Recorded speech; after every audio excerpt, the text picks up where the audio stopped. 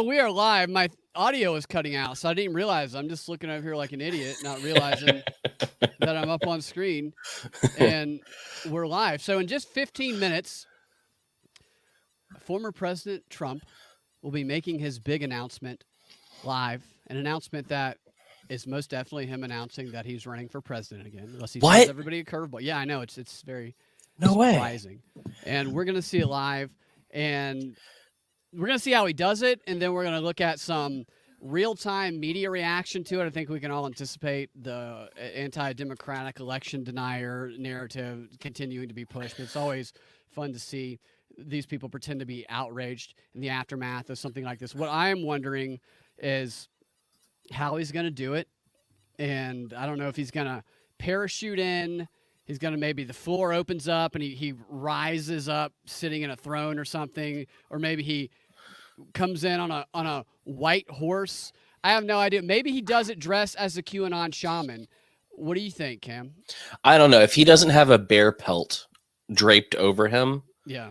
or in the very least like a donkey pelt, that'd be pretty cool. And, showing that he's here to fight the Democrats. I mean, it's a waste is what it is. If he doesn't look like Caesar Augustus, he's failing.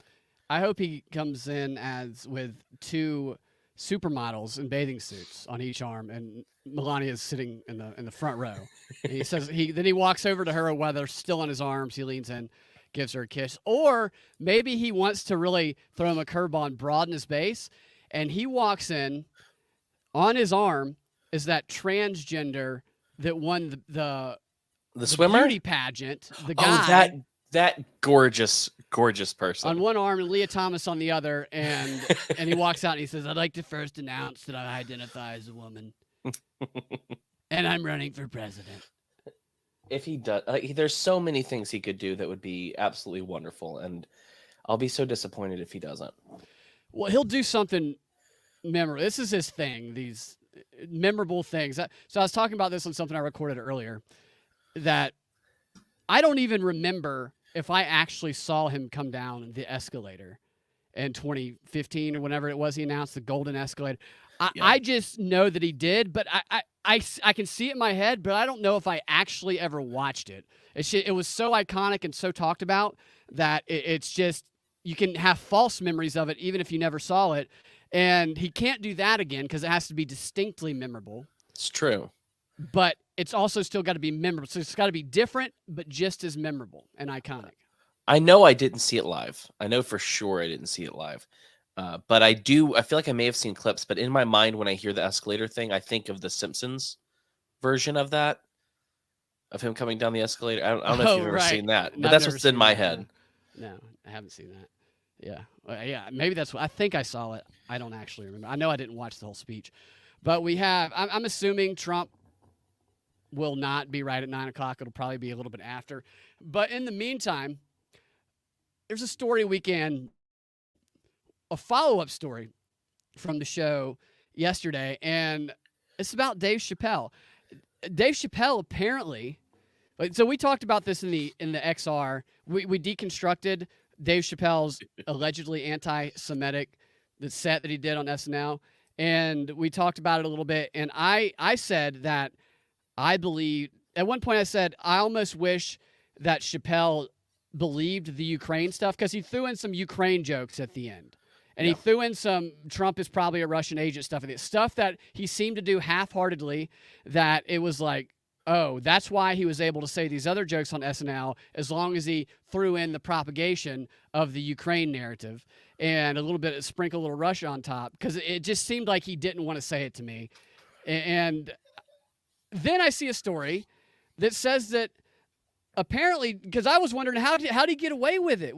Well, apparently he switched his SNL monologue between the rehearsal and the live show. And here's what the story says. This is from page 6. It says, "It is now being reported that Dave Chappelle did a fake SNL Saturday Night Live monologue during the show's dress rehearsal and then switched his material for the live show. A source tells page 6, Dave does a fake monologue during the dress rehearsal because he doesn't want SNL creator Lorne Michaels or anyone else to know what a monologue is. Then it goes on to say that Chappelle made a joke during, this is where it got weird. Chappelle made a joke during the dress rehearsal about a writer who refused to work with him this week on the show.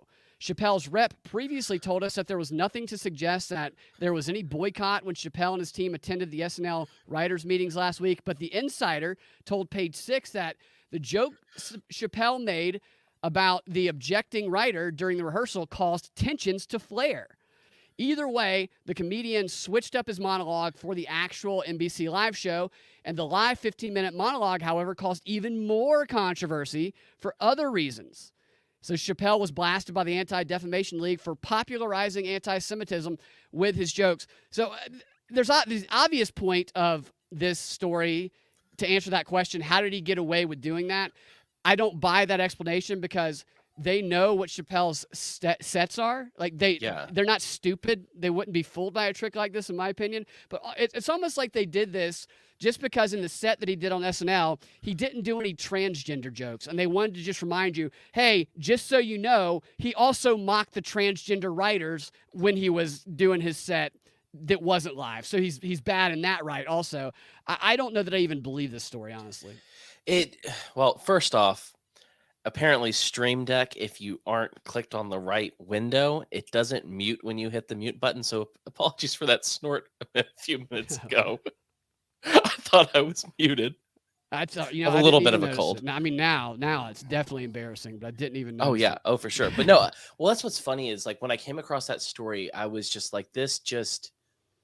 They think this is a truth sandwich, but really it's more of a nothing burger, and they just keep adding condiments. Like this is one of those. This is the. It's almost like they're just trying to tighten the reins of what is considered anti-Semitism at this point. Which, like, anti-Semitism, bad. Don't hate Jews for being Jews. Like, what? Why would you do that? But like, it's been bad enough where if you ever what's the word? Criticize the state of Israel, not individual, not the Jewish people, nothing like that. If you criticize the state of Israel, that's anti-Semitic. And now it's seeming like they're just tightening the reins, and I think he was part of it, honestly. I think they used Dave Chappelle as a way to pull that back a little bit more, make the reins a little tighter of what you can or can't say at this point. Because I think that what probably happened is, true or not, it doesn't matter. I think that there are people who have heard things that Kanye has said, have heard what other people have said, and they saw the Harvey Weinstein situation, and they're like, do the Jewish people run Hollywood? And it's like, I think they're trying to really battle that right now, because I think there are people who are like, this is a weird coincidence that he can be blackballed for saying that Jewish people run Hollywood. Like, I think it's hitting a little too close to home, maybe, but I don't know. They regurgitate these narratives so frequently, and they always end up trying to link them to whoever they're demonizing, and they raise money off of them too. The ADL and all these other groups. This is like an operation where they line their pockets by getting. Like Kyrie gave them $500,000. It was like, okay, fine, I'll give you $500,000, which they then rejected. So they didn't say that right away. It's like it's almost honestly like they will not take Kyrie's $500,000 because it will go against their longstanding policy of not taking money from black anti-Semites. Right. Because it's like, if you look at the list of who's donating, you're going to find a bunch of people. It's just a money-making racket, I think. Not to say that Kyrie's an anti-Semite, by the way. I don't think that. I don't know, and I don't care, honestly. I mean, but at the same time, there's been an interesting shift. I don't know if you've noticed over the past decade, the common statement has been that black people can't be racist, at all. Yeah. And now there are people on Twitter and everywhere calling Kanye and Kyrie and now Dave Chappelle a racist. Right. It's non-Democrat narrative aligned black people that can't be racist is the way. Right. Well, it's just I don't think that they're shooting themselves in the foot, because I think that the only people who are going to notice this shift are the people who pay attention, and most people don't. But it is fun to see them kind of go back on one of the things that you've heard them repeat over and over again over the past decade. And now black people can be racist again. Well, I made a video in 2017 that I put myself in. It was like this MTV end of the year video, and the whole video was like, 2016 was bad, but 2017 it can't be worse. And throughout the video, it's like, come on, cops, back to blue. People are bored. It's just a horrible, awful video, and it's these fast cuts, and I put myself in it, and it's just it talks about how bad white people are, and in it, I'm just like, I'm like. Black people can be racist. I ended up doing, I can't remember how I did it, but it worked. Where I make Ben Carson is the worst racist possible. And Kanye, it's funny because Kanye was in this controversy. I went and watched that video the other day, and I was like, oh man, Kanye was in this controversy back then too, because I was like, the two black racists are Ben Carson and Kanye West. They're bigots because they don't go along with the left agenda. So they have for a long time called black people racist as long as they weren't doing what they said, which is actually the racist thing to do. Which is so it's just fun to see because and what they do is they will have this conversation about how Kanye's been racist, Kyrie's been racist, Dave Chappelle's been racist, but really it's just internalized white supremacy and white supremacist America that's caused them to say these things, blah blah blah blah blah. They'll just turn it into their own talking points. Yeah, they say, well, they've been influenced by. That's what Stacey Abrams saying, that black guys were misinformed by misinformation from white people. And while we have a couple more minutes, I'll show you this, Cam, because I don't see him coming up. If you see him pop up on screen somewhere, let me know and I will share the screen. I want to make sure I got the correct. I know Fox News is going to have it live. They don't have it live yet. So Biden is out. Biden just came out and was giving a roundtable speech like right now about Poland, and that's what MSNBC is covering. So Poland. So I haven't looked into this. What I've heard is that there were two missiles that hit Poland, which when someone attacks Poland, that's when a world war starts, I think. Right. That's what I thought too. It's crazy. And is this the date when somebody told me that people were asking Siri when World War III started, and I think they might have said November 15th. Let me see. Okay, what? Alexa, when did World War III start? It was Siri, though. There hasn't been a World War III, and it's impossible to predict if such a war will happen in the future. Okay, shut up. Hey, Alexa, shut your mouth. Okay, so she doesn't know. Yeah, I can't remember if that was the date. Okay, so it's awaiting the stream. So this is what I'm talking about, and time gets so compressed that you realize that Kanye's been caught up in this mess for oh, wait, here it is. Never mind. We're going to go live to the announcement. Sweet. We've got Lee Greenwood, obviously. And there ain't no doubt I love this land.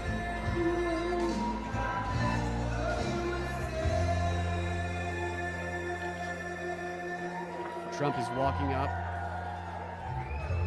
Is he riding a donkey? I can't see him. Look at all those cell phones, man. We are we're all cyber, like, connected to he really needed Lee Greenwood live. This is why wedding photographers hate cell phones. Is because they'll be trying to shoot a wedding or an important event, and this is all you'll see. Like, how irritating is that? Maybe we can find one that actually sees what we need to see. There he is. Can you imagine the future, though, all the data they're going to have about this? Trump slowly walking up. It would be better if Lee Greenwood was following him. YouTube is definitely going to say something about copyright because of the song.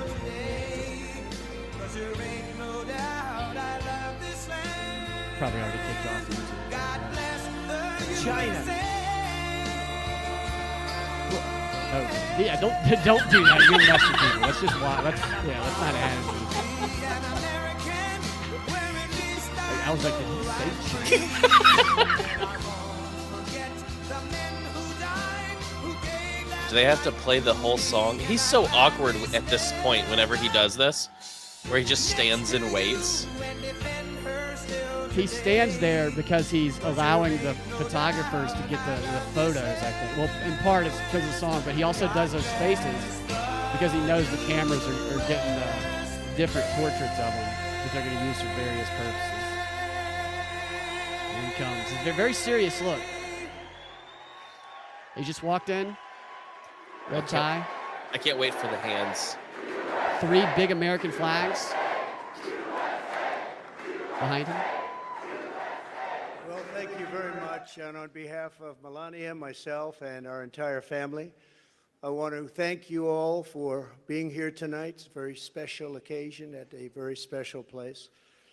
You and all of those watching are the heart and soul of this incredible movement and the greatest country in the history of the world. It's very simple. There has never been anything like it.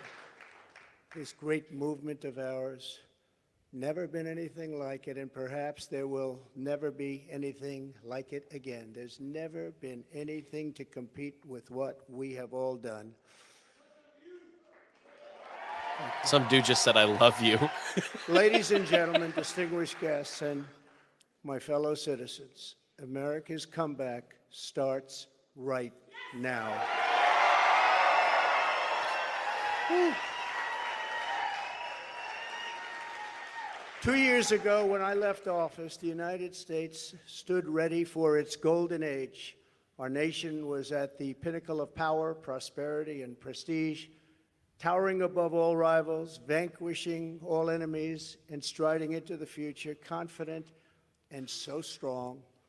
In 4 short years, everybody was doing great. Men, women, African Americans, Asian Americans, Hispanic Americans, everybody was thriving like never before.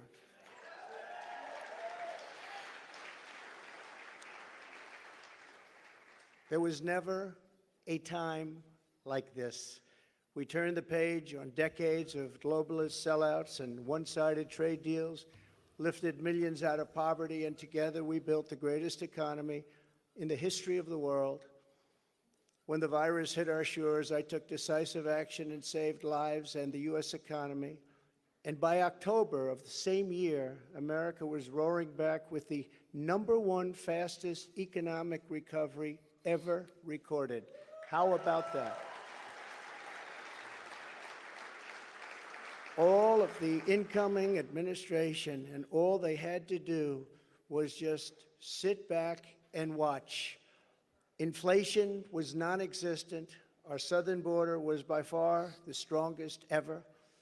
And because the border was so tight, drugs were coming into our country at the lowest level in many, many years. Importantly, after decades of rising energy costs, the United States had finally attained the impossible dream of American energy independence, which soon would have turned into energy dominance.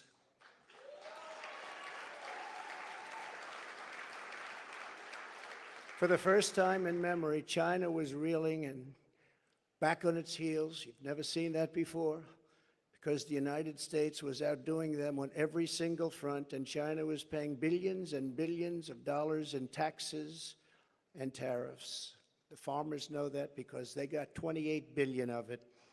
No president had ever sought or received $1 for our country from China until I came along, and we were getting hundreds of billions of dollars.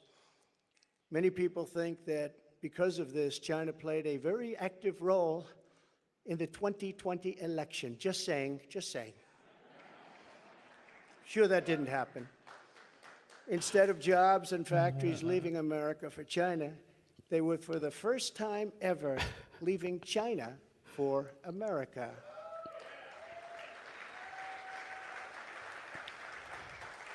Businesses were pouring back because of our historic tax and regulation cuts, the biggest in both categories in history, bigger even than what Ronald Reagan was able to produce, and he produced a lot. China, Russia, Iran, and North Korea were in check. They respected the United States, and quite honestly, they respected me. I knew them well. I knew them well. The vicious ISIS caliphate, which no president was able to conquer, was decimated by me and our great warriors in less than 3 weeks, and al-Baghdadi, its founder, was hunted down and killed. North Korea had not launched a single long-range missile since my summit with Chairman Kim Jong-un nearly 3 years before. We developed a relationship, and that's a good thing, not a bad thing. It's a good thing. Very good thing, actually. Look at what's happening today. My opponents made me out to be a warmonger and just a terrible person who would immediately go into war. They said during the 2016 campaign that if he becomes president, there will never be a war within weeks, and we will have wars like you've never seen before. It will happen immediately, and yet I've gone decades without a war, the first president to do it for that long a period. For decades. He went- He did a lot in 4 years, Yeah. decades world worth of work. was at peace. America was prospering, and our country was on track for an amazing future because I made big promises to the American people, and unlike other presidents, I kept my promises. I kept them. We should rip his suit off and have on a wrestling outfit.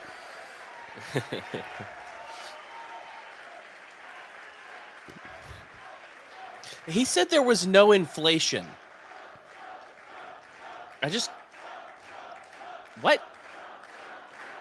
It's going to be a Thank bit you of very much. rhetoric. I think. Under our leadership, we were a great and glorious nation, something you haven't heard for quite a long period of time. We were a strong nation, and importantly, we were a free nation. Oh. But now okay. we are a nation in decline. We are a failing nation.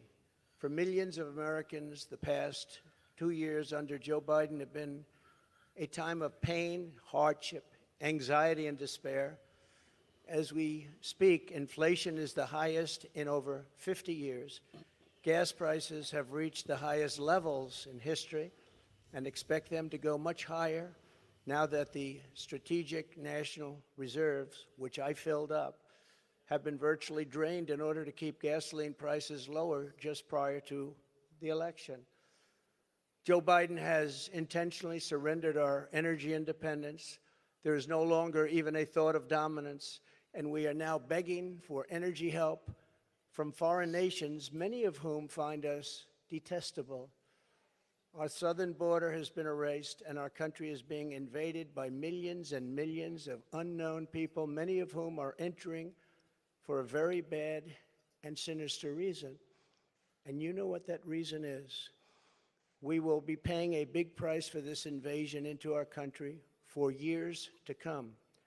Hundreds of thousands of pounds of deadly drugs, including very lethal fentanyl, are flooding across the now open and totally porous southern border. The blood-soaked streets of our once great cities are cesspools of violent crimes, which are being watched all over the world as leadership of other countries explain that this is what America and democracy is really all about. How sad. The United States has been embarrassed, humiliated, and weakened for all to see. The disasters in Afghanistan, perhaps the most embarrassing moment in the history of our country, where we lost lives, left Americans behind, and surrendered $85 billion worth of the finest military equipment anywhere in the world. And Ukraine, which would have never happened if I were your president, are something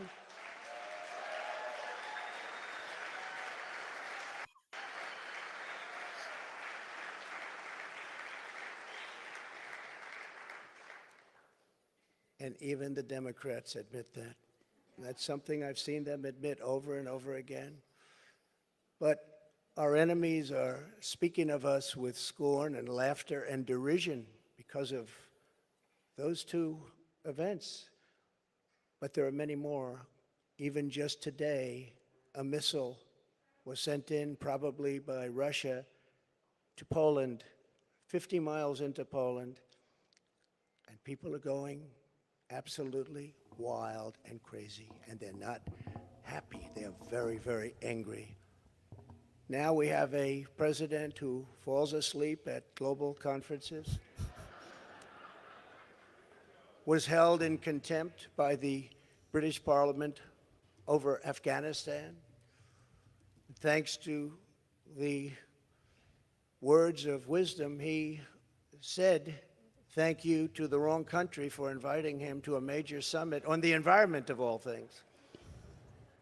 They fly for days to get there, and then he calls the country a name that was actually a country on another continent. And he's leading us to the brink of nuclear war, a concept unimaginable just 2 short years ago. You cannot mention the nuclear word. It's too devastating. The Green New Deal and the environment, which they say may affect us, Yeah, the other networks are 300 covering years Ukraine and Poland right now. is all Oh, are they that really? is talked about. And yet nuclear weapons, which would destroy the world immediately, are never even discussed as a major threat. Can you imagine? They say the ocean, At least on their YouTube channels, they are. 1/8 of an The live inch stream. over the next 200 to 300 years. But don't worry about nuclear weapons that can take out entire countries with one shot. Something is wrong with their thinking. Under Biden and the radical Democrats, America has been mocked, derided, and brought to its knees, perhaps like Say never something before. funny. But we are here tonight to declare serious. that it does not have to be this way. It does not have to be this way. Here it is.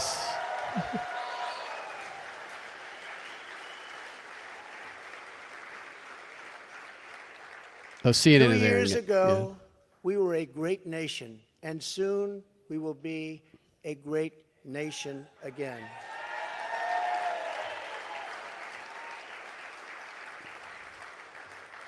The decline of America is being forced upon us by Biden and the radical left lunatics running our government right into the ground.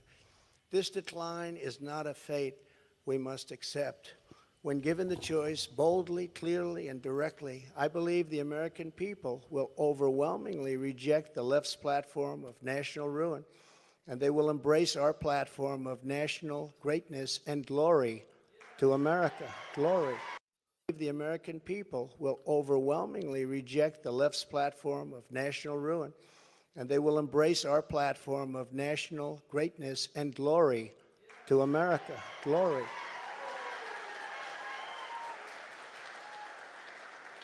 Exactly 1 week ago, our citizens voted in the important midterm elections, and despite a ridiculously long and unnecessary period of waiting, far longer, in fact, than any third world country, just a short time ago, the Republicans won back control of the House of Representatives.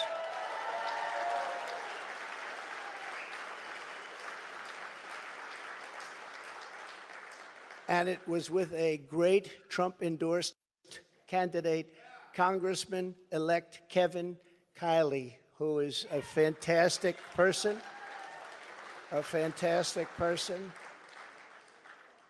I'm very happy it was his vote that did it. But we now won back. This happened just an hour ago. Much criticism is being placed on the fact that the Republican Party should have done better, and frankly, much of this blame is correct. But the citizens of our country have not yet realized the full extent and gravity of the pain our nation is going through, and the total effect of the suffering is just starting to take hold. They don't quite feel it yet, but they will very soon. I have no doubt that by 2024, it will sadly be much worse, and they will see much more clearly what happened and what is happening to our country, and the voting will be much different. 2024.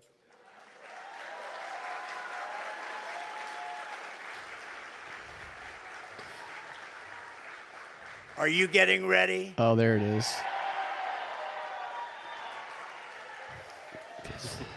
The whole water And drinking I thing. am too. I am too. I do want to point out that in the midterms, my endorsement success rate was 232 wins and only 22 losses. You don't hear that from the media.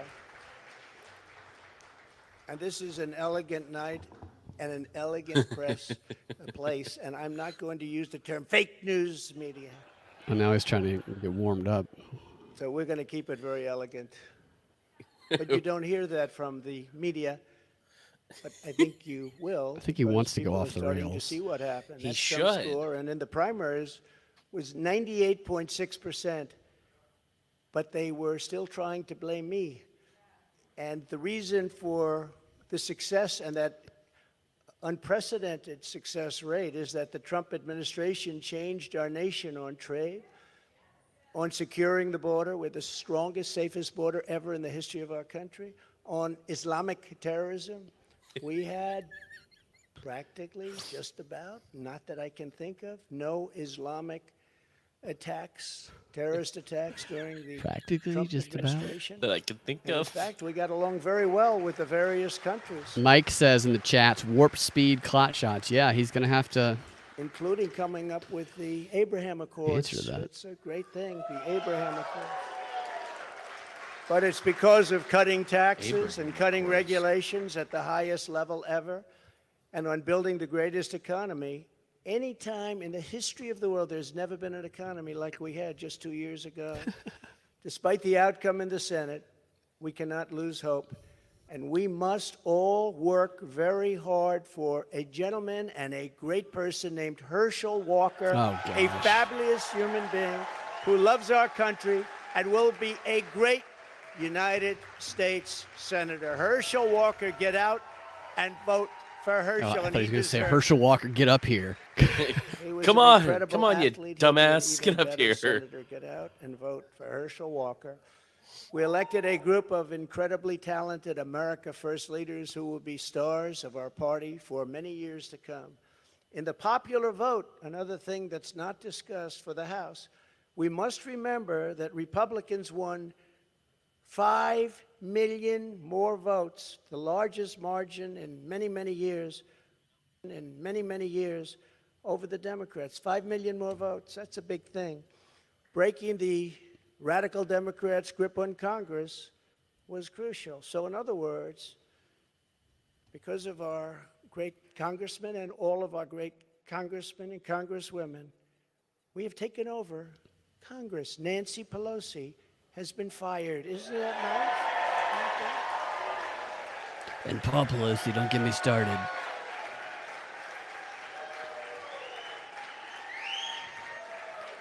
Yeah, Hernia says warp speed more like I told Operation them, I Turbo said, if you Cancer in the just keep a little chats. bit lower standard, you're going to have a big victory. They said, let's win by 40 seats. Let's win by 50. I said, if you win by 2 seats, be happy.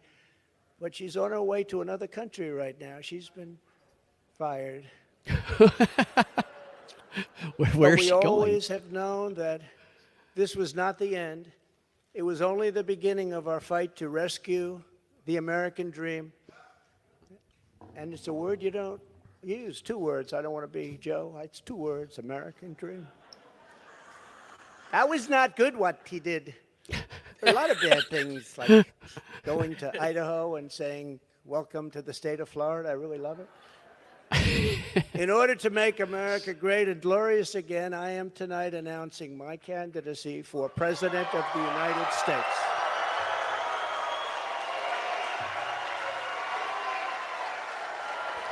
I'd like to see some bras and panties and then a pair of men's boxers all fly up on the stage. Right I now. just want it to be all men's boxers Well, of course. and one pair of man's thong. Oh my gosh. Like he's clapping for himself now. I just can't get over all the cell phones. Don't you? It's the these- photographer taking pictures of people. So many incredible taking friends pictures of and him. family here tonight. It's such a beautiful thing. Some people say, how do you speak before so many people all the time? When there's love in the room, it's really easy, if you want to know the truth. It really is. You ought to try it sometime. Together, we will be taking on the most corrupt forces and entrenched interests imaginable. Oh, they're going Our to go country against is Ukraine. a horrible state. I We're wonder in what his grave position trouble. on that is. This is not a task for a politician or a conventional candidate. This is a task for a great movement that embodies the courage, confidence, and the spirit of the American people. This is a movement. Binkley This is not Harless for- 2024. Good, perfect time for a weird little buzz out there. Oh, it's freezing up. Of any course. one Right. individual. This is a job for tens of millions of proud people working together from all across the land and from all walks of life, young and old, black and white, Hispanic and Asian, many of whom we have brought together for the very, very first time. If you look at the numbers, if you look at what's happened with Hispanic, with African American, with Asian, and just look at what's happening. This is a party that has become much bigger, much stronger, much more powerful, can do much more good for our country. This is a job for grandmothers and construction workers, firefighters, builders, teachers, doctors, and farmers who cannot stay quiet any longer. You can't stay quiet any longer. You're angry about what's happening to our country. Our country is being destroyed before your very eyes.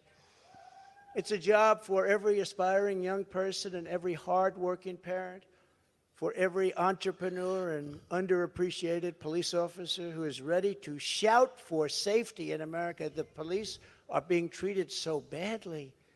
These are great people. They can straighten out the crime. They're the ones that know how to do it. We have to give them back their respect and their dignity.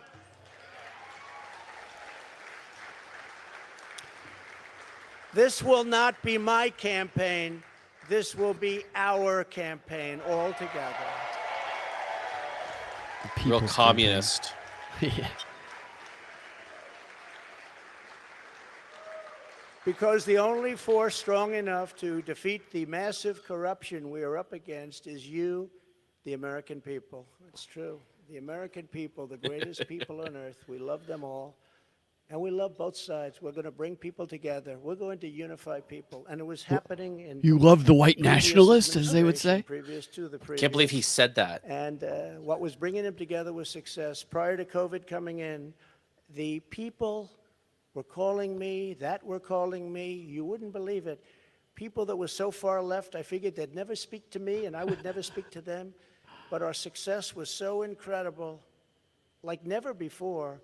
And then COVID started coming in from China. We China. call it the China virus. Some people call it other things. But it was devastating, and we built it back and did an incredible job. But when But did he people build it say back better? Yeah, exactly. Republicans or Democrats or liberals or conservatives, I say we can all get together. And we were doing that. That was happening Was just it? prior, because the success was greater than this country has ever had. We were leapfrogging China and leapfrogging everybody else, and everybody wanted a piece of it.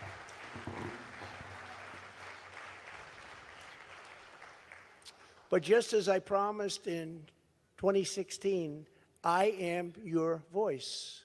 I am your voice. He is their avatar. The Washington establishment wants to silence us, but we will not let them do that.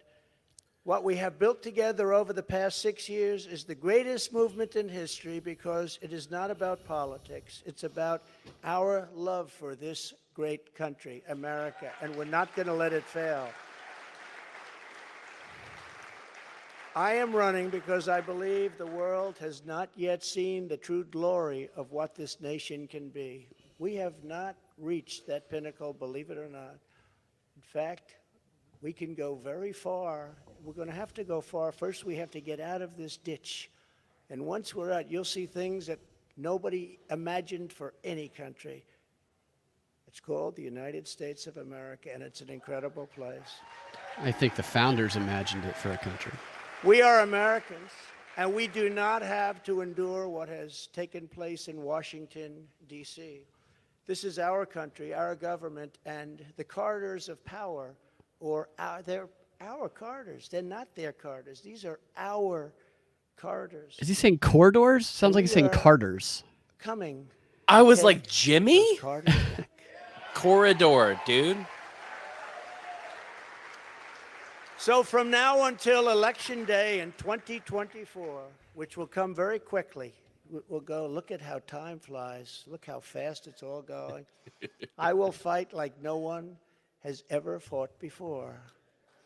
We will defeat the radical left Democrats that are trying to destroy our country from within, and likewise protect us all. We want to protect us. We have to be protected from all of those nations out there that are looking to destroy us from beyond our shores. There are lots of nations that hate us gravely.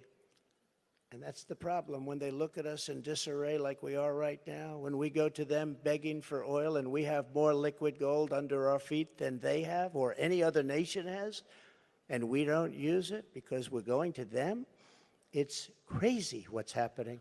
We can't let it continue. Joe Biden is the face of left-wing failure and Washington corruption. He had a big G20 dinner tonight. Everybody flew over to wherever they flew over, and guess what? He never showed up. They're still looking for him. What's going on? He didn't show up. G20, I used to love that. The leaders, I used to make deals for our country like you wouldn't believe. It was one, give me the next one, give me the next one. And we got them to stop taking advantage of our country. Every nation took advantage of our country. We renegotiated deals with Mexico and Canada, USMCA. We got rid of the worst trade deal ever made. Ever made, NAFTA, the worst trade deal ever made. That's why the farmers love Trump, because we did a great job, but manufacturers also. And we did a deal, we restructured our terrible deal with Japan, and I did it with Prime Minister Abe, a great man who unfortunately is so sad. He was a great friend of mine, but a great man, loved his country so much, but we restructured and made it a really terrific deal. He was the one that was South assassinated, Korea, right? and so many Yeah. other countries. And the best of all was what we did to China. We made an China. incredible deal, but after COVID, I don't even bother talking about it because the devastation that caused for the entire world was too much to bear.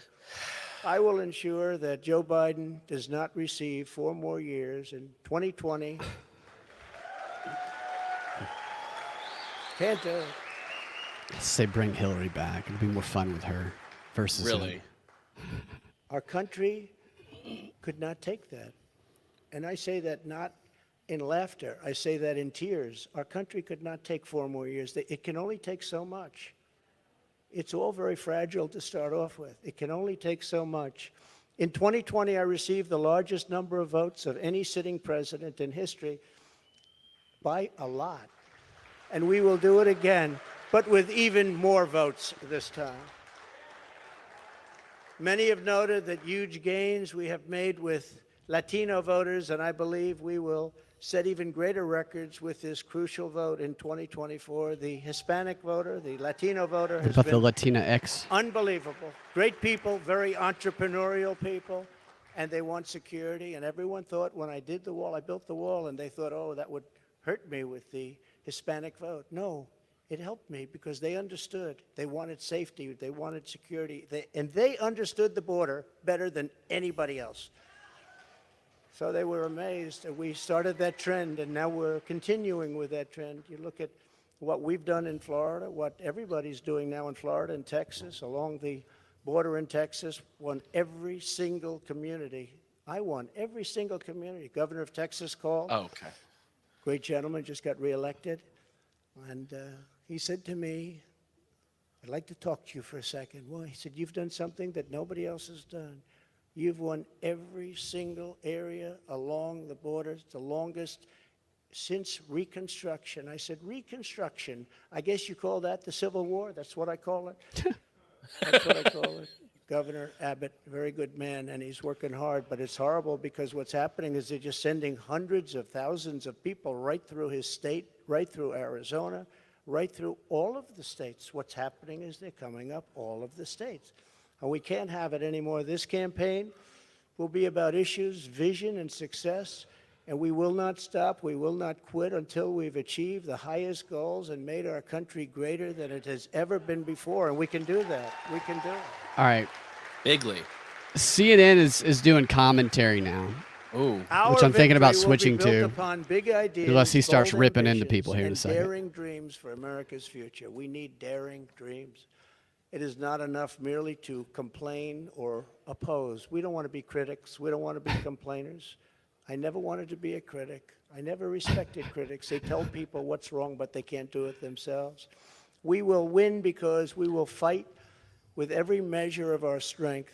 and with every ounce of our energy to lift up the working men and working women of America and to restore the fabric of this nation. The radical left Democrats have embraced an extreme ideology of government domination and control. Our approach is the opposite, one based on freedom, values, individual responsibility, and just plain common sense. It's common sense.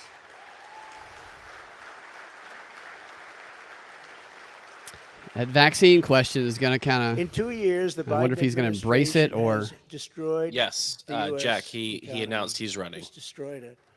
With victory, we will again build the greatest economy ever. It will take place. I'm gonna switch quickly. this to We will CNN. build the- Yeah, I just like him talking. I want to about see how because they look great angry. the economy was in 2020. That's wild to say with how the government responded to COVID. Right. I think he's talking about I don't know what the specifics of it are, but the economic the COVID thing definitely devastated the economy. Yeah. But it was doing He would have looked incredibly better weak had he not come out. until I would that agree, point. though, that this was a very low energy speech. I've been Is my as low microphone as loud I enough? would like to Somebody said it tell, was a little bit and it low didn't earlier. Have that same sort of energy and like I'm the guy kind of thing that his followers look for. I don't know that this gives him any major boom right now, but he is in right now, and Republicans who are considering running are thinking, is it worth getting in or just waiting it out? Especially younger people, by the way, like Ron DeSantis. Especially in a primary where there may be a number of candidates. There's expected to be a number of candidates, though. The one candidate we're watching is Biden himself, if this drives Biden to run for re-election, because that has been the big takeaway coming from the midterms is you've seen Democrats who were keeping Biden at an arm's length now saying, oh, I think he should run in 2024. They feel more emboldened. Biden putting out this video that they had prepared for this announcement tonight talking about Trump failing America seems to be a signal, as they've been preparing behind the scenes of the White House, for Biden to run against Trump. And just one other kind of backdrop of this we have to mention is, of course, the Fulton County investigation is ongoing. Such Some a prominent bogus figures from the Trump investigation. White House and associates of his are expected It's to Kemp. testify there. He's obviously under federal investigation. He's living in fear of the Department of Justice. And just this week, it was reported that he likely engaged in using the IRS to target his political opponents. This is a weakened man that's being surrounded. yeah, at all that's corners, new. so he feels like he has to. The And that's- investigations are driving a big part of this, I think. I think that is not something to be missed. And the tonight. moment he filed, the RNC, which had been paying a lot of his legal bills, stopped. They can no longer help him Well, pay his luckily legal he bills. didn't spend a lot on in the midterm, so he's got a pretty decent war chest to spend on himself. But it's clear in the way he acted tonight that he is not guy. 100% engaged. This is a Trump. This is a Trump we haven't really seen very much of. This reminded me of the Trump I disagree who gave with a that. speech after Charlottesville that he didn't want to give. Almost Oh, being right. dragged to do it. Now, of course, he wanted to give a speech, but not this speech and not at this time. It's a very unusual moment. He's not going after people like the crowd might want, like it's a Trump rally. But to me, he seems like he made an intentional choice to be very serious and just go right after what the problem is and what he's going to do. I think he probably would have been better if he would have done it more like a rally and started ripping into people, honestly. But I don't agree that he's not engaged. I think he's wrapping it up. Let's see if We do love our country, isn't it? And that's why we're here. I didn't need this. I had a very nice, easy life. This is something I didn't need, and a lot of you people don't need either. But we love our country. We have to take care of our country. We have to save our country. Every policy must be geared toward that which supports the American worker, the American family, and businesses, both large and small, and allows our country to compete with other nations on a very level playing field, which we never had until I came along and the Trump administration came along. And now we're losing it. They're moving back into China. They're moving back into these other countries. It's horrible. That means low taxes, low regulations, and fair trade, much of which I've already completed, but now will even greatly enhance. Other countries should pay for the privilege of coming into the American marketplace. They have to pay to come into our country and make all of that. he's saying a lot of the same stuff he used to say. He could go on for Boring. hours for all we know. Yeah. So what are your thoughts, Cam? Well, I mean, like them saying this is not like him, and I mean, this is very much a Trump speech and a Trump um, energy level that I've seen before. Like, this is not new. This is not different. Though whatever that dork's name on CNN was is just he just wants to Yeah. find something. But I mean, This who's is he gonna Trump rip who into? is reserved. Right. It was But who would he rip into right now? DeSantis? Who's he right. gonna- Well, It has to he be could do Biden. yeah, and you could tell that he wanted to do it a little bit because every time he gets this going in his voice, you can tell that he wants to start going, but he kind of checks himself because he's making a conscious effort to appear to be not off the chains but more moderate. Yeah. And right, and that's where this is all going to get interesting is Well, and when it- all of these people, the Republicans, fight. And it would be incredibly foolish for him to go after DeSantis right now. I mean, it was already with his stupid little memo. Because I've talked to several boomers, especially I'm in Florida, so Florida boomers, and I 3 of the people that I talked to about this they told me they weren't going to watch this because they didn't like what he said about DeSantis. DeSantis is Right. their dude. Right. If he is. goes in that direction, he's screwing himself. Well, here's the thing. It always goes in that direction. So it was inevitably there was never going to be a DeSantis runs for the nomination and Trump runs for the nomination and they just praise each other and are nice to each other.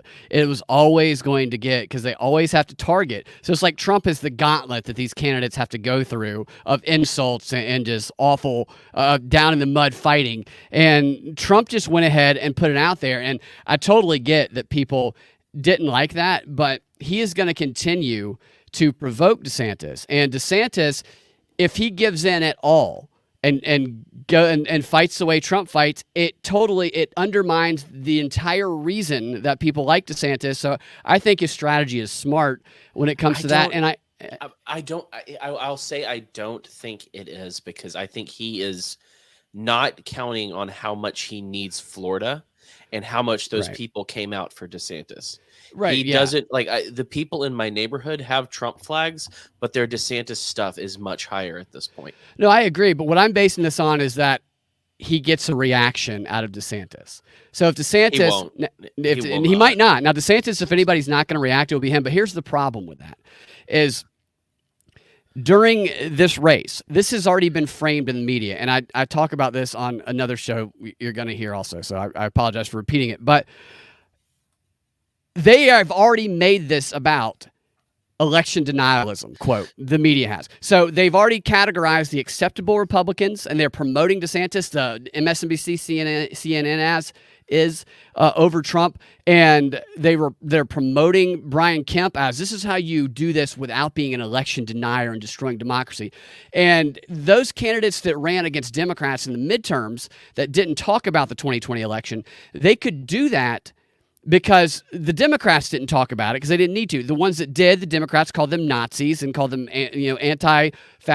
semi-fascist and anti-democratic, and said that defeating Trump and defeating MAGA republicanism is saving democracy. So they've already made it about this. So when these candidates like DeSantis, like Kemp, if he were to get into the Republican primary, it is inescapable that they are going to have to be forced to take a position on whether or not they are, and they create this binary, they create this extreme. They are not going to allow someone to not say, I question the election or I think Trump's an election denier. And here's the problem. If they say they question the election, then they're basically saying, I think Trump should be the president right now and Biden's illegitimate. That's how Trump would frame it. That's how I would tell him to frame it if I was his campaign advisor. If they don't, if they say, well, he's an election denier, then they're saying the exact same talking point as Joe Biden and the Democrats. So they're in a tough position, people like DeSantis are.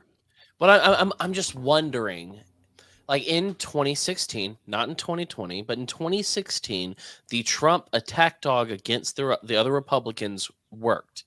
It was fresh, it was new, it was exciting. Is it exciting anymore? Can he do this? Because right now, absolutely, fights are always WWE. That's what people are looking for. I'm just wondering how much it falls flat due to Operation Warp Speed. Right now, that's what COVID totally. stuff. Now that's what DeSantis has a chance on. You're exactly right about that. Is I don't know what his position is on that. Do you know?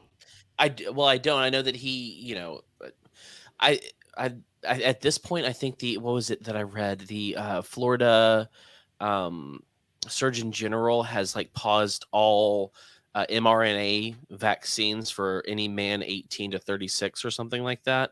And so like they're pushing against the mRNA virus right now, which Trump still claims as a feather in his hat. So Right, and that's what, that's I'm wondering but, what he's going to do. the reason I ask, I do think it's an entertaining thing, but I'm starting to wonder if it's smart to do it against. I mean, Abbott's not going to run. The chick from North Dakota or wherever it was isn't going to run, but DeSantis is, and he was the first. The one in one of the Dakotas never did the COVID restriction stuff, but DeSantis was the first one to very publicly roll back stuff. And so Right. he is what what's his name, Abbott, followed the lead of and tried to pretend he was a hero for doing the same thing DeSantis did. And so there are a lot of people in this state, Florida, a swing state, that really love DeSantis for what whether or not it's real, whether or not it's good, it is felt by the people that I live next to that they gained their lives back by DeSantis. Yeah. So like he can play attack dog, but I genuinely think from where I'm sitting in Florida that is going to do nothing but hurt him. Right. Well, yeah. If the race were only in Florida, then yeah, definitely. And DeSantis is very popular. There's no doubt about that.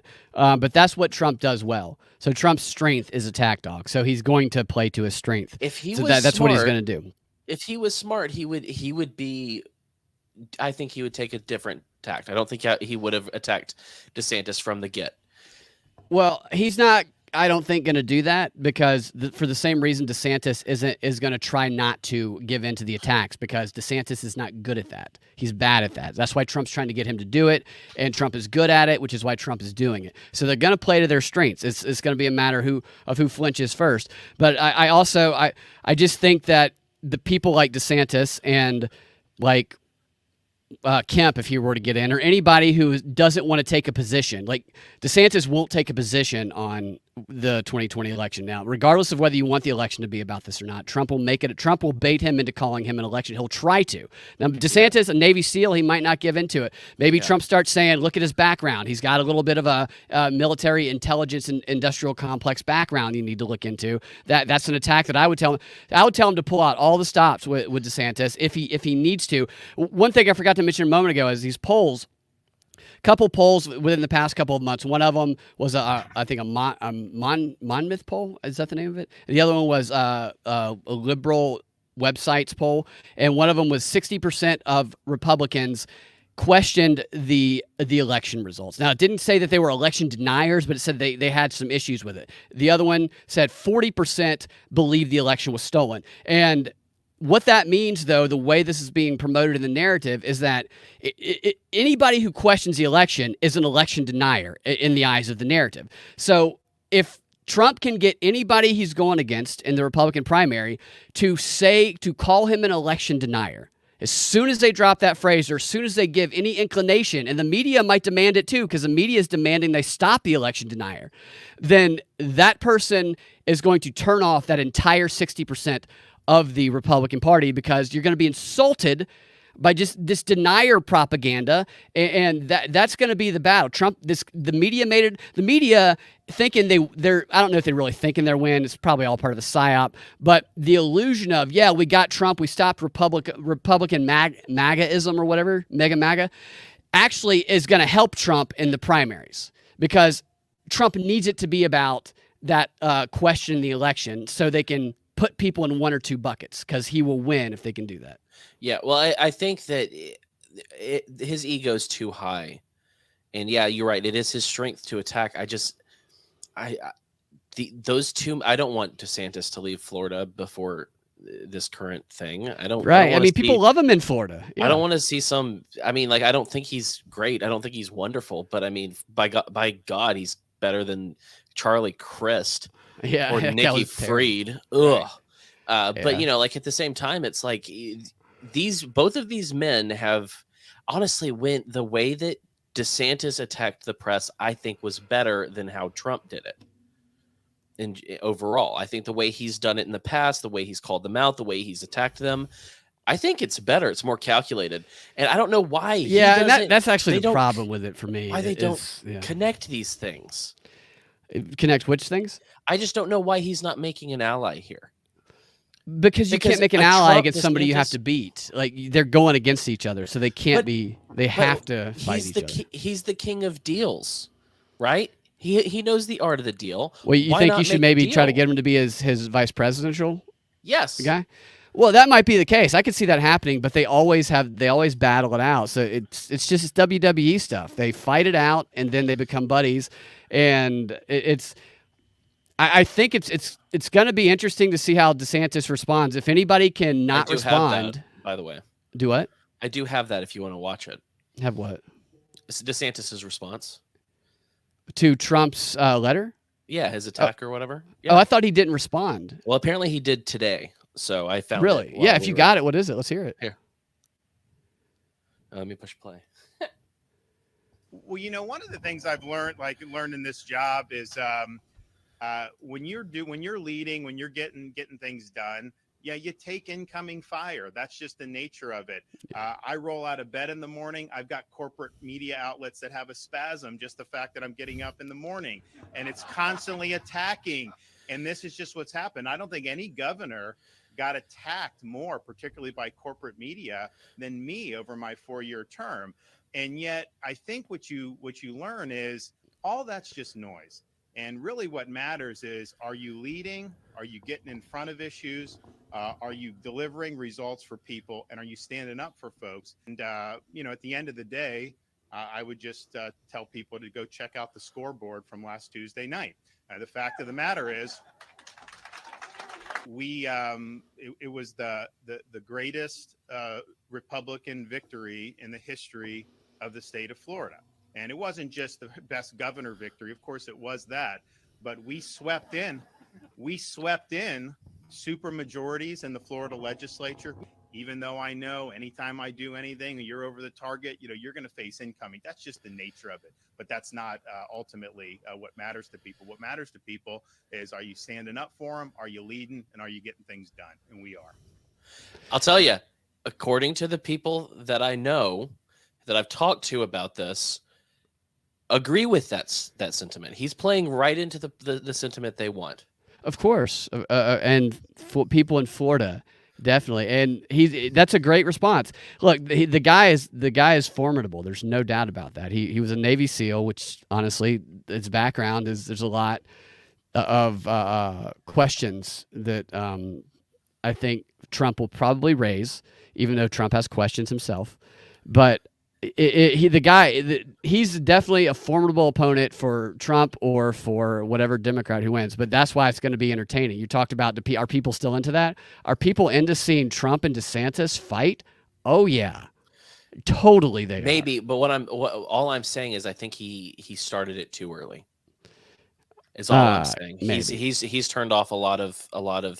He could have. He's going to fundraise. They start one of the things I was talking about earlier is that. I just don't think he's going to win this in the way it is right now. He might not. I think that unless they basically try to kick him out of the Republican Party and he starts a third election questioner, they'll call it the election denier party, then I think if he stays in, then I think he probably does win. But it's a long way. That's the thing, though. It's a long way away. We haven't even finished the midterms, and this is literally, and we saw DeSantis, and there's been a number of other potential candidates who've made statements too. They've already started the 2024 primaries. How ridiculous is that? It is. Well, is Rand running? Do you know? I don't know. I kind of doubt it, but maybe. Trump endorsed him. I doubt there will be many that Trump endorsed in these midterms that run. Well, I mean, my guess. But that could change. It's 2 years away, though, so I don't know. Yeah, I mean, DeSantis was Trump endorsed. He's just right. He was before, totally. I honestly just based on what I'm seeing, that letter, which we talked about yesterday, It wasn't impressive to me. It wasn't Trump's best work. It's not very good. And I think that honestly, all it showed me was Trump's weakness. And it depends on whether or not people pick up on that because he sees someone that's formidable. Right. He also they put things out there. They put trial balloons out there to get the responses. Bernays talks about this all the time. You spread the message, you trigger, you provoke, and then you read the tea leaves, and then you adjust your messaging based on the way people respond to that initial provocation. The action is in the reaction. I think that's what that letter was there. I think that was, let's go ahead and stir the bear a little bit, poke the bear, and see how they react, and then we'll just see. He hasn't mentioned DeSantis here. This is his announcement, so he doesn't want to make it about DeSantis. But I imagine that was a more tepid approach to poking the bear than what we will see in the next 6 months or so. Jack Burton in the chats here says, honestly, what's up, Jacqueline? Jack says, honestly, it's starting to feel like DeSantis was created to be the Trump antagonist, divide the right, and the Democrats win again and claim the demise of the Republican Party. That's a good point, Jack. So this midterm cycle, it was dividing the Republicans and the Democrats. And you're absolutely right. The Republican presidential primary cycle, which apparently starts before the midterm cycle ends 2 years early, and this will go on for the next 2 years. They will fundraise and drain our pockets, not me, but a lot of people's pockets. They'll get advertised. These people are going to get rich off of the next 2 years because everything is political all the time, and they are all benefiting off of it, even the ones who seem like losers. But this next 2 years is intended to divide the Republican Party right down the middle. And if Trump doesn't win the nomination, I said this on the show the other day, I think he starts a third party, and they demonize that party, and they make that party one and the same with Russia and Putin in a third world war because they call them anti-democratic already. Yeah, I went to Ballotopedia just to see who has announced and who hasn't. Obviously, the only person who's announced so far that we know of is Trump. That's official. Right. But they've been signals for others. Like Chris Christie made a big to-do about criticizing Trump about how he cost everybody. Chris Christie always runs. And he's the worst candidate ever, but he always runs, and people vote for him. They must think they're nominating somebody to be in a hoagie contest. But he always runs, and he did it. They had the media was saying Kemp should run because he didn't go into the election denialism. They said, and Liz Cheney, because she lost so badly, makes her a great candidate. Yeah, I'm looking right now at the list of people who have registered as presidential candidates, and there are a lot of them. There's usually like hundreds of them. There are so many. There's a guy who used to say he was a time traveler, and he met Obama on Mars in like 2050. I can't remember the year. I can't remember his name. I used to watch some of that guy's videos because it was funny. Well, there's like a list of Libertarian Party people who've already, filed, and I don't know any of these names. Whatsoever. Yeah. I mean, like they're apparently a bunch of Democrats, which I don't know. I haven't seen a name that I recognize yet. No one big, but it's why are they doing this? Like, and what is people that do this? I think there was like 500 in, I don't know. I think it was like 500 in 2016, but I actually went through a bunch of those in 2016 because I was like, look at all these candidates running. It's not just two candidates. There's like tons. Anybody. It doesn't. I don't know how much it costs, but I don't think it costs obviously it costs a lot. Should we file? No, we shouldn't. I can't afford to actually file. I don't care how much it costs. Even for a stunt, I think you can pretend to run. A fun stunt. You can pretend to run for an election without actually filing because these people are wasting money that are filing. I've done some work. We don't have to pay any money, but we should definitely stunt this up for the next 2 years.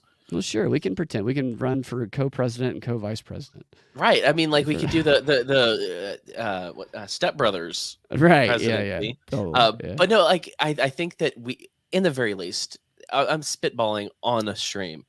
We need to insert you into the debates. Every debate there is, we need to find a way to insert you into it as if you're in all of them. That's what I used to make videos where I put myself in all of them. I just haven't done one in a while. It's a good idea. We're doing it now, and if you want, FYI, Binkley Harless 2024, sanity, sarcasm, sexiness. hit up blacktankclub.com. I have shirts, and I'll have some stickers soon. It'll be fun. I got my shirt. I should have worn it. I forgot to. I'll have to wear it next time. Jackie says that Trump has lost a bunch of support. I agree. I think that message that Trump posted. I agree with you, Cam. It was. I think it was on purposely tepid to initiate the process, to feel out. And I think that it was done as early as it was done, because once he did that, we started to see, and once the midterms happened, we saw the Chris Christie thing. We saw the media calling for DeSantis. We saw the media calling for Kemp. We saw there was a couple other candidates too that made, or potential candidates that made comments. I think this is like, all right, we're going to dig our feet in to this long 2 year. I mean, it's 2 years away. How ridiculous is that? It's 2 years away, and they're already trying to engage us in the 2024 Republican primaries for president. It's freaking nuts. And honestly, it's more of a statement on how much they have captured us through the digital bread and circus and anything else. But I think that these campaigns are a constant adjustment process of doing something, seeing the reaction, feeling out, making adjustments. And you're absolutely right that DeSantis would be a formidable candidate, but Jack's also right in that this is going to be 2 years of the Republican Party destroying itself. Yeah, it'll be great. One of the things that I wanted to say is I remember in 2015, I remember Rand Paul, I think he was the first person to announce, and it was in April of 2015 for the 2016 election. Right, and that was way early. Now it's like... And I remember thinking, God, dude, that's super early. Why are you doing this? It'd be great if Trump was like, I'd like to announce that I'm going to be running for president in 2024 and 2028 officially. Yeah, because I get 3, I think, because the last one was stolen. Just go ahead and get ahead of it and start the process now, because this is what Vladimir Lenin... I talk about this book a lot, The Organizational Weapon. It goes through and it cites, it was written by Rand Corporation, so you want to read it with a critical eye simply because of that, because there's going to be that propaganda angle. But it goes through and it cites these passages, and it gives you can go and look at the actual source material of books that Vladimir Lenin wrote about organizing. And this stuff that we're seeing here, the total politicization of society, is what they strove for, is that there's no corner left untouched by politics, because if every corner is touched by politics, you can use anything, any social issue, any political issue. Obviously, everything can be used to divide and conquer the public. Absolutely. And I will say, as we're talking right now, I'm putting up our stickers. If anyone wants to put one on their bumper. Yeah, just doing that. I'm gonna make stuff happen. Okay? Might as well. So Jack says he's afraid to go on Facebook and see which friends are cheering this. That's funny to me for one reason, because Facebook is definitely going to be more of the demographic. It's not like Instagram and TikTok. Well, TikTok maybe. TikTok's weird. Dude, by the way, I'm going to play a clip for you at some point. I don't have it with me. I had a clip I wanted to share with you, and I forgot what it was. You told me something about TikTok that I then last week in a 60-minute interview with somebody I saw. I was like, that's what Cam was talking about. It was this guy talking about how China, they give their kids the broccoli of TikTok, the healthy TikTok that makes them men and gives them quality habits, while it exports the horrible stuff that makes everybody stupid in the United States and other countries. Yep. Yeah, totally. What was there? I'll have to. Oh, it was my kids seeing me without my beard. Right. That's right. Yeah. I'm gonna move that to my computer real quick. You won't see me for a second. All right, go for it. Here, I'll put Trump. Trump is. I cannot believe Trump is still going, but let's tune in for a second, see what he's saying.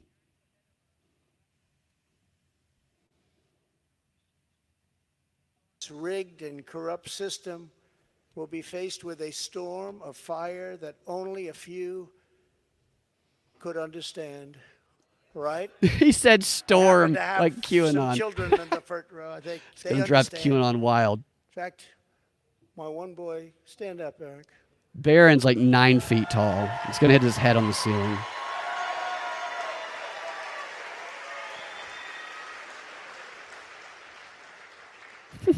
I think he got more subpoenas than any man in the history of our country. So unfair. Al Capone, you all heard of the great gangster? Al Capone got far less Billy the Kid got almost done. How did Jesse James, no. Eric Trump got more subpoenas. the text on He's screen a know what he was going to PhD say in before he subpoenas. said They it? come from Congress, I guess it probably delayed. and I appreciate the job you do and the abuse that you've taken. I really do. Just told his son he appreciates the abuse that you've taken. Barron's a tall child. I wonder if he plays basketball. Wish they would cut to him.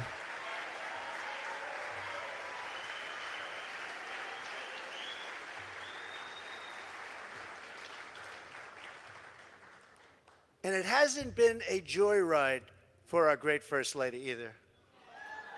It hasn't been a joyride. Stand up, honey. Get her to stand up. Spin around. Spin around, Melania. There we go. He's telling Melania to stand up right now.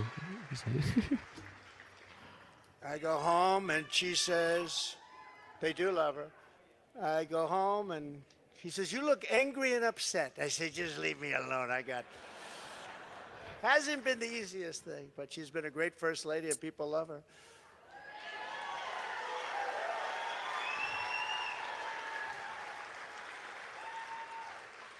We will be resisted by the combined forces of the establishment, the media, the special interests, the globalists, the Marxist radicals, The woke Yaya sisterhood. corporations, the weaponized power of the federal government, the colossal political machines, the tidal wave of dark money, and the most dangerous domestic censorship system ever created by man or woman.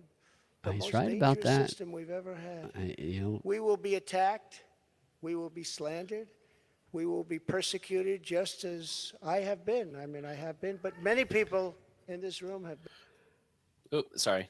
I just wanted to show you the sticker. That's It's very now- that's it's very now smart up. what he's saying. Hold on a second. That's very smart what he's saying.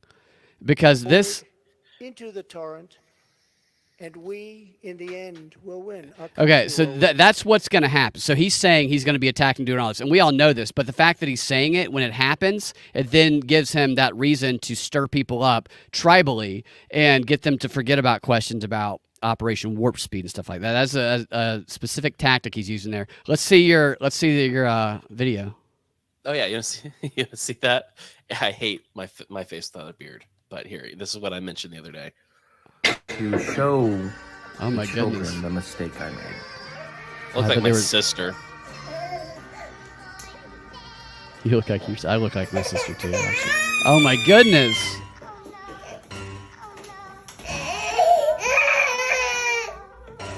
Are you just looking at them? Yeah, Or are you doing something like threatening them? I'm just sitting there. What is this music you put underneath that? It's TikTok stuff. God, dude. Your kid doesn't know it's awful. You traumatized it. It's good for the rest of its life. Your kid is gonna see somebody without a beard and just get a panic attack. I'm telling you. But hey, if you want to put this on the back of your car, you officially can. All right, so the you bumper know. sticker. There you go. Yep. BlackTankClub.com. Yeah, check it out. Okay. Okay, so yeah, he's still he's gonna go on. It's How gonna is be he still going? 6 a.m. and he's gonna still be talking. This is what he does, man. His rallies are like 2 hours. He's got unbelievable energy for some. That's why it was great when he called Jeb Bush low energy, because he has great energy, especially for someone who's 79 at this point or 78. I don't know, old, nevertheless. He's younger than Younger than Biden. Yeah, he's definitely younger than Biden, and he comes off as a lot younger Biden than is Biden. 79. Okay, so Trump is 76 currently. He's only 76. Yep. Oh, okay. I thought he was a little bit. Oh, only 76. He's a young guy. I'm a young guy. He's I'm just a child. Yeah, I'm just a baby. Melania is much older than me. Jack says because. give a damn. Oh, well, that was you again. All right, let's switch over to MSNBC real quick, because this guy, What He's- a blowhard. If he's this still guy going, gets it's very wild. upset. He's going to be going all friggin' night, dude. Good Lord. All right, hold on one second. You see that? Ugh. This guy's awful. Documents that he's also claiming are personal documents. The Justice Department filing says, seeming to recognize that a document cannot both be a personal record and be shielded by executive privilege, plaintiff Trump has indicated that he asserts executive privilege only if the special master rejects his assertion. Okay. So that a I don't know document if you've ever watched is this a guy, personal record. Lawrence He O'Donnell. determines that it is a presidential I'll record. put the caption That on. is a show Lawrence O'Donnell he is beyond Rachel Maddow in his level of ridiculousness, and it's we see it playing out. So we see Trump saying, "Oh, there's Melania on screen now." We see Trump saying that the media is going to attack me, they're going to censor me, whatever, and then we switch over to MSNBC, and the guy is talking. Guy is Donald Trump versus the United States of America, and he's talking about what he's trying to allege is criminal activity while he's giving his announcement. This is Right. what we're going to see for the next 2 years, right here. We just happen to have breaking news of the Department of Justice accusing Trump. Right. It's just like, it's so crazy. I mean, it's not crazy. This is what they do. It's all a game. It's all just a demonization smear. The public and the public has grown wise over the past 6 or 7 years, the broader public anyway, that this is all a game, that this is not truthful reporting. But the model is that the audiences they're targeting have to be dumb, or their critical thinking abilities have to be subverted through extreme emotional appeals and tribalism. And the people are just a weapon they try and turn against each other for their own political purposes. And if everybody just realized that all of these people in power are full of shit, then that is what they fear the most. But we continue to fall for their divide and rule tactics, and that enables them to use us as pawns. Well, not me. Not you. Not me. Not you. You use your kid as a pawn for your beardless TikTok video. It's true. Well, I mean, TikTok didn't like it and took it off because apparently that was child nudity, and I didn't think twice about it. Are you serious? Yep. Can you hear me still? My screen just froze. I can hear you, and I can see you. All right. Well, as long as you can hear me and see me. What about now? Oh, well, I can hear and see you, but it says it can't load because there was a timeout. Yeah, I'm trying to close the screen out, but there we go. All right. So we're back now. We're away from that. And we're back. I think this all. We're back. We're back. I've been talking for 16 hours. Baron, if you could stand up. Baron's been standing up for 16 straight hours, showing people. Oh, you were gone when that happened. When I tuned back in, he goes, "Baron, stand up, Baron, stand up. This man has had more subpoenas than anybody in America, or whatever. Melania, stand up, turn around, flip your dress around. Go ahead, Melania. Bring me something to drink, Melania. Baron, you're a big, strong man. Show him the goods, Melania. Show him the goods." Yeah. So, yeah, it wasn't. He finally ended it. How long did he do that? For like an hour? It felt like forever. Did he end it? Yeah, he just ended it. He brought Melania on stage and they walked off together. So it was not the memorable moment, the iconic moment that happened in 2015. So if he were to win, that actually, honestly, that's a weird signal to me. But the fact that it wasn't iconic, that it was more, I mean, he was Trump, and I think he was engaged, despite what the CNN guy said. But there wasn't a memorable, iconic moment unless you say Lee Greenwood. But he does that for all of his rallies. It was like a Trump rally, but more boring. And that could be a signal that maybe you're right. Maybe it is going to be DeSantis because it was not a memorable announcement. And Trump does things to make them memorable. That was not memorable. It wasn't memorable, and there's nothing.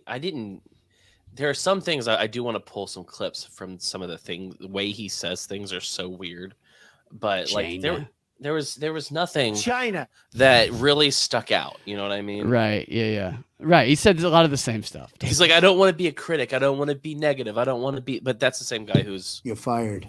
That's what he's known for, being critical. Like, Yeah. Is this a complete? All right. That's like his change? whole thing. Yeah. So, that's what they all do. They say the opposite of what they are. They just do. Yeah, you're right. He's like, yeah, I never wanted to be critical. But his point, I think, was unless you have a solution. I have a solution. And so, A solution so strong. so I that- am. So those are at least for me, for DeSantis is how is he going to react when he is basically if he continues to remain silent, this probably won't be for like a year from now until this happens at least. If he continues to say I'm not taking a position on what I think about the 2020 election because Trump will push it, maybe the moderators during a debate might. And if he does not take a position, my guess is he will be. If I were Trump's people, or if I maybe the media, I would say, well, it looks like DeSantis is with Joe Biden, and so that he's going to be forced to take control of that narrative. But I also wonder if that vaccine, I don't know where he is on the vaccine on Operation Warp Speed. See, that is where DeSantis could go after Trump. But if I don't know what his position is on it. Well, looking at that, the Florida Surgeon General or whatever banning that's it a good first. sign for him. I mean, but I think that I don't know, man. I just feel like first, I think that DeSantis. I don't want him to run. You want him to be your governor in Florida. Well, I mean, I don't really care that much. It's just I don't want whatever idiot takes his place. Like I'm fine with him as compared to others. You know, that's what I'll say. But I don't know. Nothing about this impresses me. But I do think that I don't think it's going to work. So when Trump was going against Ted Cruz, when he was going against Rand Paul, and I don't even know if Huckabee was on the stage at that point or whatever. When he was going against these people, they weren't prepared for this. We've had, at that point, it'll be like 8 years that people will have had to notice this. And DeSantis is going to have it. If he runs, he's going to have a team that's ready for this. I mean, he's going to have something he hopes is ready for it. I can tell you, I've hosted a lot of stand-up comedy roast, and you can be prepared for it, but you can still not be good at it when it happens. And that's basically what Trump devolves it to. And you might be right. Maybe DeSantis has, if he has a feather in his cap where he can credibly claim that he did not support Operation Warp Speed, then because for me, and maybe I'm way off in this, but I think where it comes to that 40%, that 60% of people who are Republicans who did question the election, the 40 who the media says, or they downright say it was stolen, but that 40%, as soon as someone can be categorized, whether of their own volition or not, as someone who is with Joe Biden and anti questioning the election, which unless DeSantis takes a stand on, he can be put in that category. But can he overcome that if that happens? He could, because I just don't think he can say I agree with Trump about the election because it will sound like he says Trump should be president. So I don't think that's a viable position for him. He has to say something like all elections are a problem. Yeah, there's a problem with all. So he has to distance himself, but say yes, there's a problem with elections. But if he has that thing about the vaccine, if he did not take the same position as Trump, then I think he has a chance. Yeah. Well, I mean, I think that he obviously, like, if I remember correctly, kind of gave it to like the old people first and kind of pushed in that direction. But what he's doing now, in at least for most people, will show a response to change. The doctors that he brought in that went against. Totally. I mean, he's got a great record on that. He's got like one of the best records when it comes to that. And honestly, dude, he could say I listened to Trump. Honestly, if he did, he could blame it on Trump because Trump was the president at the time. He could. He said, this was a man who once endorsed me and is now trashing me. Well, I'm talking about the vaccine. Right. No, that's what I'm saying. It's like, this is a man that I trusted that I know I no longer can trust. Why are we talking about 2020 when we should be talking about the future? Yeah. I don't need to talk about what happened in 2020. It wasn't my election. My elections I've won. And it's all freaking theater, dude. Right. It's just all theater, man. It's all, I'm just saying. Right. No, I agree. I completely agree with you. Yeah. I'm just saying he needs to hire us. Right. To be ready definitely. For Trump. Well, I don't know that we want to be hired by him or any of those people because we might see something we shouldn't see, and then. I Then don't we want to. I think don't want to of be the working for career. any of those people. Think of personally. the career we could have as moles, though. We just take that information, give it to the public, get killed, I don't. become I don't want. heroes, folk heroes. That's all People for write you. songs about us. Look, you get the songs written about you. I'd like to continue breathing. Breathing's overrated. I think about this quite a bit when it comes to running for president. Is what an awful position. It's like the worst. That's like one of the last things I would want to be as president, because you are. If you're a legitimate president, whatever that is, I don't think a legitimate making up their own mind president actually exists, but let's assume it does. Then you have the weight of the world on your shoulders. Then you're making decisions that either way, doesn't matter. You can have 10 choices. You make any of them, there's going to be people, probably children, that die. And if you're not your own person and you're not making your own decisions, then you're just completely controlled and compromised as a puppet, and you could be offed at any time because there's always people trying to kill you or trying to smear you and make you look horrible. I just don't understand the appeal for wanting to be in that position unless you're already compromised, to be honest with you. Yeah. Well, Well, I don't see the appeal in any of it on any level, but I don't know, man. I it's like I don't Trump, want to Kanye, think yeah, poorly. definitely. Well, yeah, Kushner would never allow that.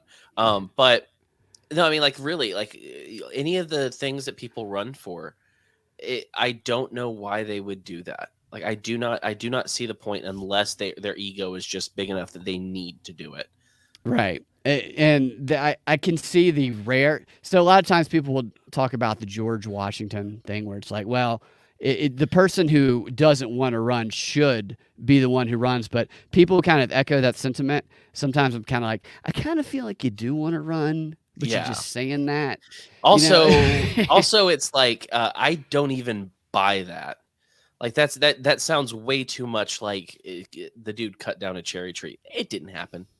I don't think. Oh, yeah, I don't know if he said it or not. I don't disagree with the sentiment that if someone truly did not want to run, but other people are like, okay, this is the best guy that we know, and he would never do this, but I think that we should try and get him to. There is just no way that would ever happen. Not for president, yeah. Anyway. Like, maybe at a local position, I could see that happening. I don't know, man. I don't think that you can be a great guy and run for president, like, at all. Yes, I think that's very. Once you get to that, I think it's hard to say I'm doing this because I have to. Yeah. But I don't want to say it's impossible. And I'm not crapping on Ron Paul. Okay? I don't want to say it's impossible. Well, right, and that's a good point. Is Ron Paul and if you know you're not going to win, I think there's power in that. I was talking to a friend of mine the other day, and I was like, I know exactly, at least the strategy that I would do if I were ever going to run for something, or if I would probably do it just for fun in part, because I would intend wholeheartedly on losing. I would definitely want to lose, but what I would do is I would just get up there, and I'm not going to present you any policy positions. I'm just not. What I'm going to do is call it the bullshit, because that's what I'm good at. And then I would just do that, and I would be like, nothing but highlight how I'm not somebody who should be president. But at the same time, like, you don't want me as president, but at the same time, I'd be like, here's why you don't want them as president. And my friend goes, that's why you should run for something. I'm like, no, it's not. That's not why you should run for something. Stupid. That's why we should have as much fun as we can over the next 2 years.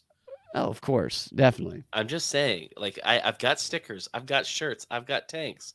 I'll get a hoodie. I'll put a hoodie up if you want it. I'm just saying, let's have some freaking fun with this. I think we should have fun with it as well, definitely. And, I'll end it. We'll end the show on this. I was going to show you this earlier. It's not the greatest. I made it with a horrible green screen, a horrible camera, and I just want to show you that the racism, the Kanye stuff, this is not a new narrative. It's Kanye has been used to push the blackface of white nationalism narrative, the anti-Semitic narrative for quite some time now. And this video was made that I'm going to show you here. and I did insert myself into it. So it's part real and it's also part parody. If we don't use Your our Thor hammer, in we should your run as Loki crown- and Thor is what we should do. Loki and Thor for president? Oh yeah. Get that hammer. All right, here it is.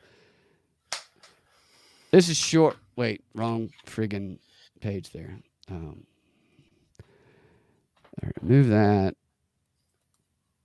Hold on one second. I don't know what I just shared there.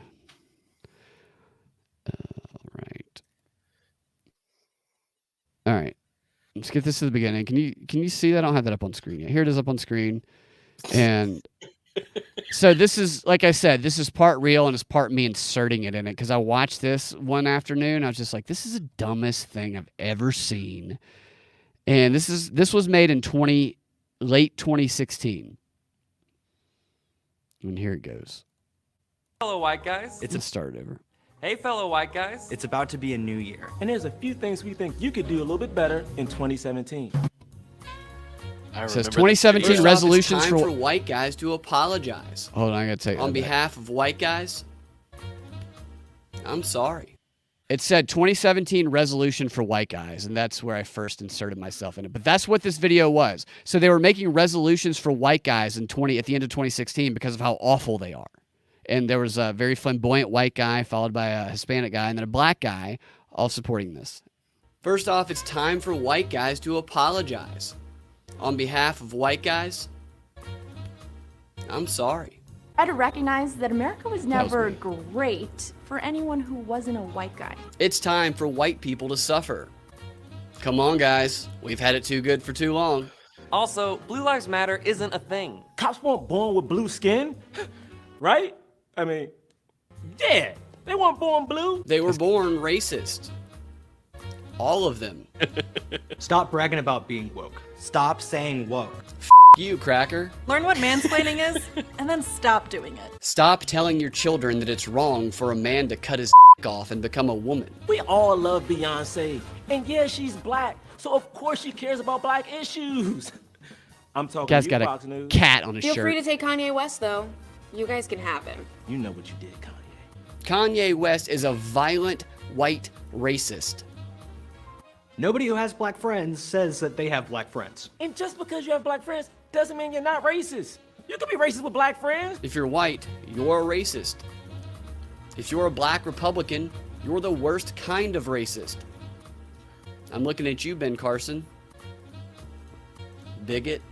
But he's perfect. But honestly, you could do a little better in 2017. 2016 is bad.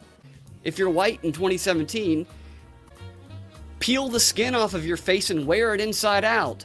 Light yourself on fire. Kill your children. F your own face. Anything but what you did in 2016. 2016 was bad. 2017 can't be this bad. So obviously the stuff that was exaggerated was me that popped in. But that was like a real thing that they made. MTV freaking made.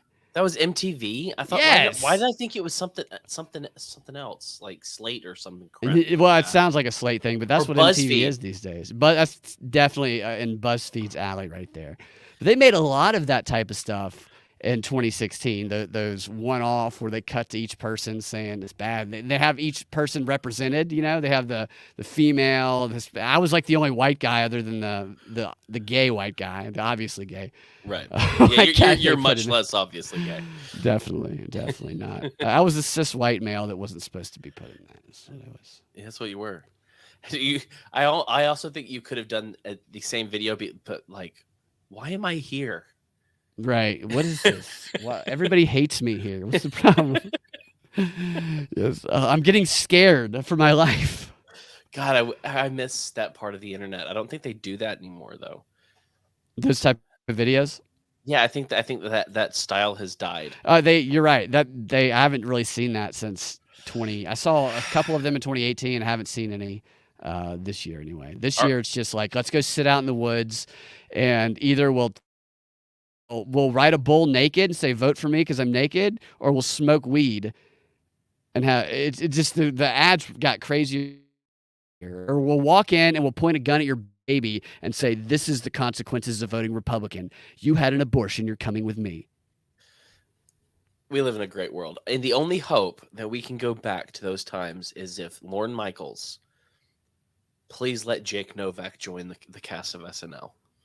Who's Jake Novak? We that need guy. him. Oh my gosh. We need him in this time. So Jake Novak is a guy that Cam exposed me to, unfortunately, which I then sent to every person that I know. Because I sent it to him because I knew they would get mad. It's this guy who made a rap video about why Lorne Michaels should cast him as the next SNL person. And I believe you presented it to me, Cam, as, what do you think of this guy? And my response initially was, well, he's got the work ethic. Like, he put a lot of work into the video, but he's a white man, and that's going against him. But because of the work ethic and because he's obviously woke, because all of his videos, he makes rap songs about why we need gun control, why you need to wear your mask, why you need the vaccine. If I were Lorne Michaels, this guy's right up my alley, other than the fact that he's a white guy. Yeah.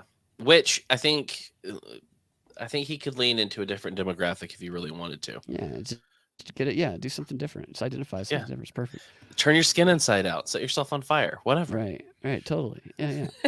So, all right, I think we can wrap it up there. We've had quite a bit of a show. Thank you, Cam. That was it was interesting. Honestly, I was a little let down by Trump's announcement. I was hoping for, jetpacks and just insanity, but maybe chicks on top of people's shoulders with the breast out. I don't know what I was expecting. I was just hoping for at least either two things: genuine laughs or supreme cringe. Yeah, right. One of the got two. Neither. Didn't really get any. Yeah, I got nothing. I didn't either. I completely agree. Thank you. Try harder, Trump. Try harder. Definitely. Yeah, Trump. If you want us to pay attention, stop trying to be relatively normal. Not Who normal. wants that? No Just one. relatively normal. No one voted for you because you were normal. Yeah. So we only want to pay attention when you are just agitating, I guess. That's crazy that I'm saying that, but that's true. It's true. All right. Thank you guys for watching, and I completely agree, Jack. Whip, I will check the DMs for sure. I better have something in my DMs, Whip. Yeah, you better whip something into his DMs real quick if you have it. We will talk to you guys next time. Have a fantastic rest of your day.